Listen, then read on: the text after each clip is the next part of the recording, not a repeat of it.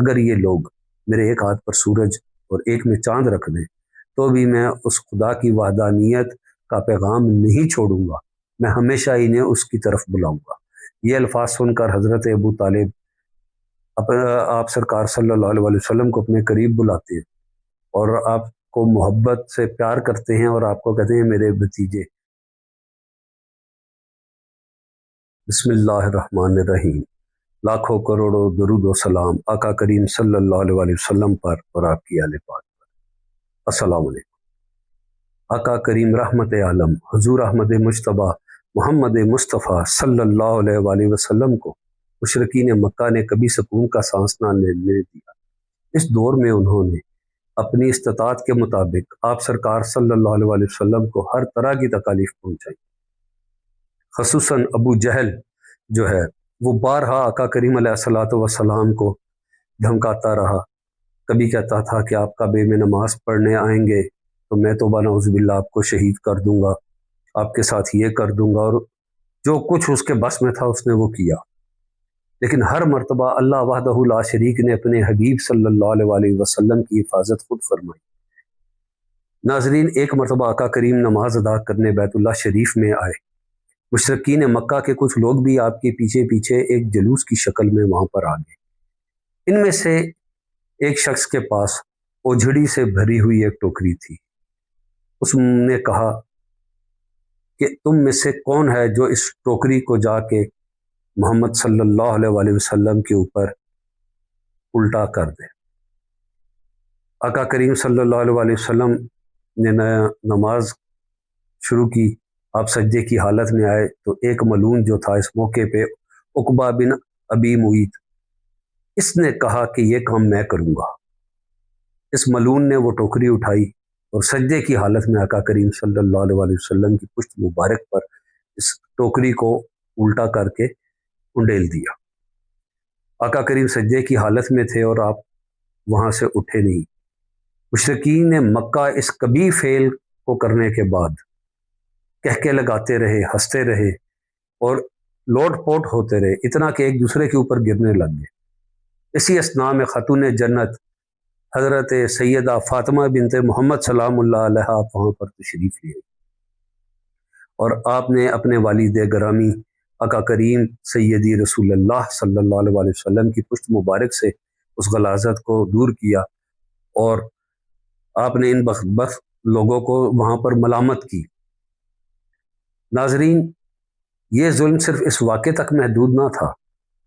اسی طرح آقا کریم علیہ الصلوۃ والسلام خانہ کعبہ کے قریب نماز ادا فرما رہے تھے اور یہی ملعون جو ہے عقبہ بن ابی معیط یہ دوبارہ وہاں پر آ گیا۔ ہمیں زیادہ ابو جہل کے بارے میں بتایا گیا، اس کے بارے میں نہیں، اس لیے میں اس کا ذرا زیادہ ذکر کر رہا ہوں۔ اس ملعون کے پاس ایک کپڑا تھا، اس نے اس کپڑے کو رول کیا اور اس کو ایک رسے کی شکل دی اور آقا کریم علیہ الصلوۃ والسلام کے گردن مبارک میں ڈال کر آپ نماز ادا فرماتے پوری قوت سے کھینچنے لگا۔ اسی اثناء میں حضرت ابو بکر صدیق رضی اللہ تعالیٰ عنہ وہاں تشریف لے آئے۔ آپ فوراً آگے بڑے، عقبہ کو ایک زوردار دھکا دیا، پیچھے گرا وہ، اور آپ نے آقا کریم صلی اللہ علیہ وسلم کی گردن مبارک سے اس کپڑے کو نکالا اور آپ نے اس مردود کو کہا کہ تم کیا چاہتے ہو؟ تم صرف اس وجہ سے ان کو قتل کرنا چاہتے ہو کہ وہ کہتے ہیں کہ میرا رب اللہ ہے؟ اس پر وہ ملعون وہاں سے دفع ہو گیا۔ اللہ پاک نے قدم قدم پر اپنے حبیب سید عالم محمد مصطفیٰ صلی اللہ علیہ وسلم کی حفاظت جو ہے وہ جگہ جگہ کی ہے۔ اس کے لیے کبھی اللہ پاک نے حضرت ابو طالب کو وسیلہ بنایا ہے، کہیں پر آپ نے حضرت ابو بکر صدیق کو وسیلہ بنایا ہے، کہیں پر حضرت علی کو اور کہیں پر حضرت عمر کو۔ آقا کریم کے یہ پیارے اصحاب جو ہیں ہر وقت آقا کریم کی حفاظت پہ کسی نہ کسی انداز میں مدد اور حفاظت میں آپ کو نظر آئیں گے۔ یہ ان کی زندگی کا مقصد ہی یہ تھا کہ ہم اللہ کے حبیب صلی اللہ علیہ وسلم کو کوئی گزر نہ پہنچنے دیں، کوئی تکلیف نہ پہنچنے دیں۔ اپنی طاقت، اپنی قوت سے زیادہ انہوں نے کوشش کی ہے۔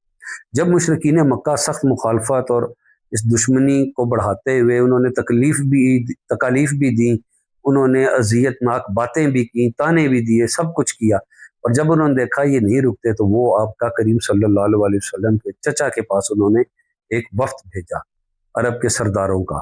انہوں نے آ کے کہا، اس وفد کا جو سردار تھا اس کا نام تھا عمارہ بن ولید۔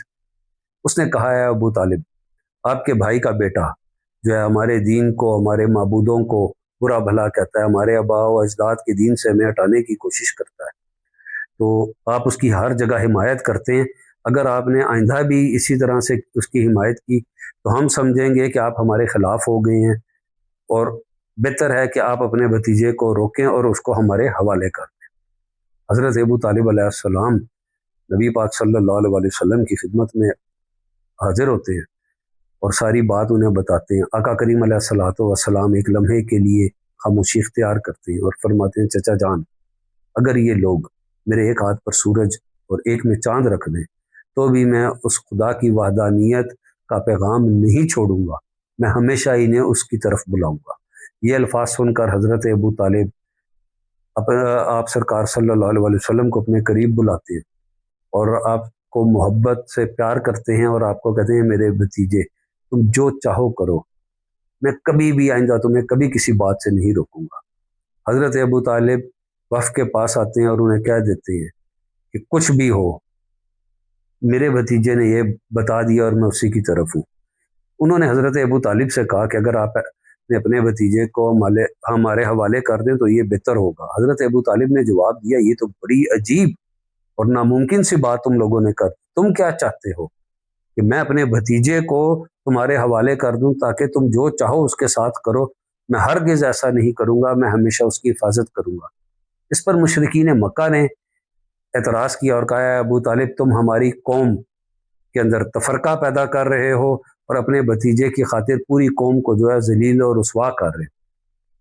جب دھمکیوں سے بھی کام نہ بنا، دوسرے طریقے بھی وہ کر چکے تھے، آخر انہوں نے سرکار دو عالم صلی اللہ علیہ وسلم کو دنیاوی لالچ دینے کی کوشش کی کہ اگر آپ چاہتے ہیں تو ہم آپ کو عرب کی سرداری دے دیتے ہیں، جتنا مال و دولت، سونا چاندی، جو چیز مانگیں گے ہم آپ کو وہ دیں گے۔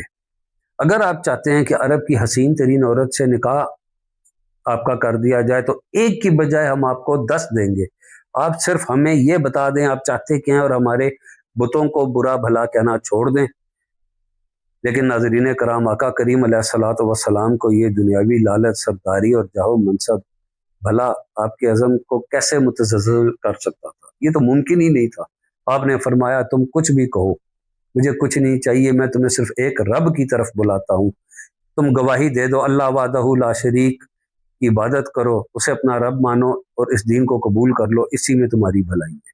مگر مشرکین مکہ اپنے عزائم سے باز نہ آئے، خود رسول پاک صلی اللہ علیہ وسلم کو بھی تکالیف پہنچاتے رہے اور آقا کریم علیہ الصلوۃ والسلام کے جو پیارے اصحاب ہیں انہیں بھی اسی طرح اذیت دیتے رہے۔